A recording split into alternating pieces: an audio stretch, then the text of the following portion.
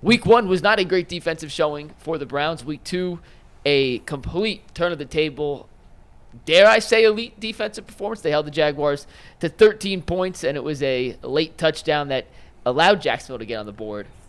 How encouraged were you, Jay, by the turnaround from Week 1 to Week 2 for this defensive unit? My thoughts on the defense are just about my thoughts on Deshaun Watson.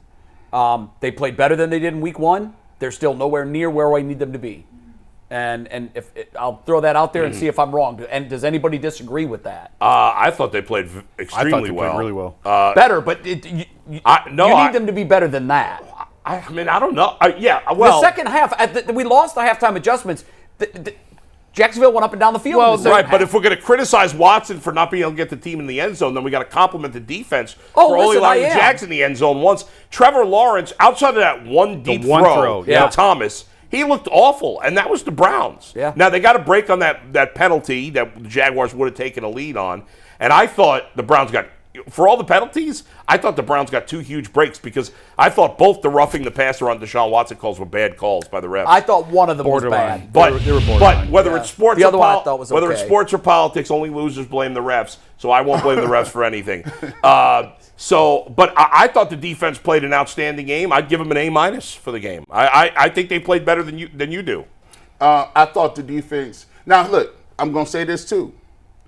Hey, y'all guys got to stop doing all this jumping on side stuff. Miles, you had 2. Alex Wright had 2. It's 2nd and 18. You're right over the football. Why are you jumping? You're giving guys empty yards, and you're setting them up for success. Dustin Hopkins, know the rule. If you're not allowed to go over the 50-yard line, stop going over the 50-yard line. That was another turnover. That was a big mistake. That was Dunsky. The game was over right then. Like, you guys got to be more disciplined. I thought, here's the thing. I will say this. Denzel Ward was over there looking like Bob Mueller. He had everybody locked up. He had an investigation on everybody. Listen, they was bringing Christian Kirk out with the trench coat, with the perp walk, with I don't think he had a catch in the game. Locked all. He had you locked up, dog. MJ Emerson should have had that pick. That pick was. He should. That would have been a sweet play. Denzel had a pick in his hands too. Yeah, they both did. That was another one. I thought JOK showed back up today. It's all those little things, by the way, guys, which makes me say they played better. But I expect them to be top 5. Elite. I thought that was a top 5 performance. I did. 1 touchdown. 13 points. They gave 1 touchdown. I know. What do you expect to do? Shut out? I don't think this Jacksonville team's very good. I don't agree. I think their offense is very good. I think they're very talented. Did you see the comments Lawrence made after the game about his offense? He said, we're terrible. Our offense is horrible. Because the Browns made them look terrible. It's 2 weeks in a row. I think Jacksonville is a good team. I think when you come, I think the Browns put pressure on them from the beginning. I thought Myles Garrett showed up. I thought JOK played better. He started making those impact plays. And Grant Delpit was moving around with the football. Grant Delpit made some really big plays. We talked about this last week. JOK made no impact plays in week 1.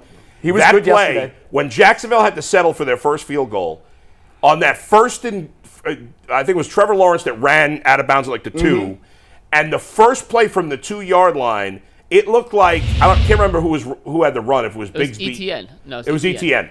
He looked like he had a big hole in the middle, and all of a sudden JOK just popped him. Knocked him backwards. Popped him.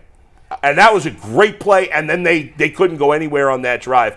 I don't know. I think Jacksonville, I know they haven't played great, but they gave away that game to Miami last week because of a turnover. Their offense has been playing pretty well to that point last week. I thought they took a talented Jacksonville offense. It's not Chiefs talented, but it's talented.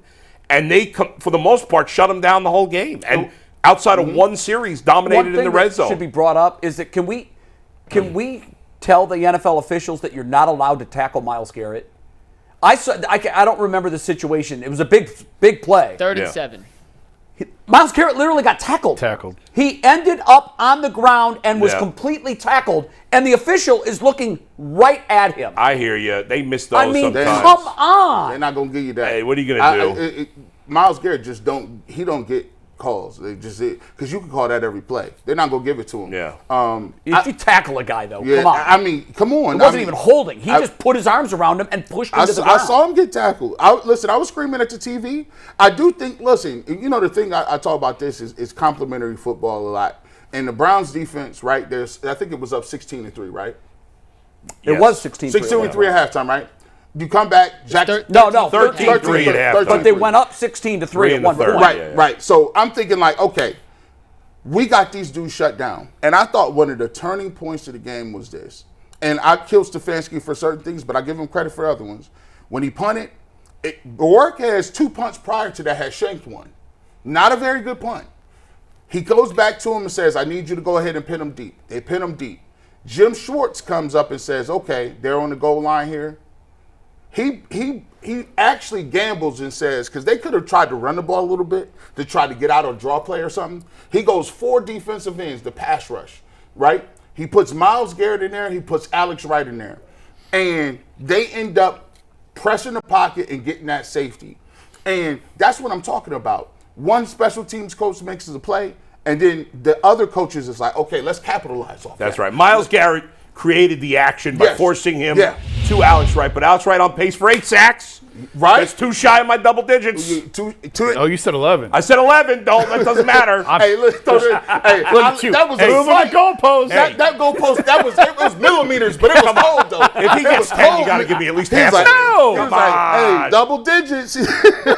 Let's go. He gets a sack next week, then we're on pace. Man, I liked it. I liked it with the defense. Now, granted, I was scared as hell that last drive. Yep. Because they let him get 12 yards on that.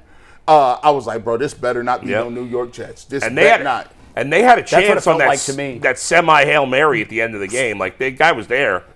Yeah, well, I'm going to give him credit because somebody else had another team beat on a Hail Mary, and they got their pass interference call. That was devastating. At least the Browns didn't. Well, that wasn't a Hail Mary, though. It wasn't, but it wasn't a Hail Mary.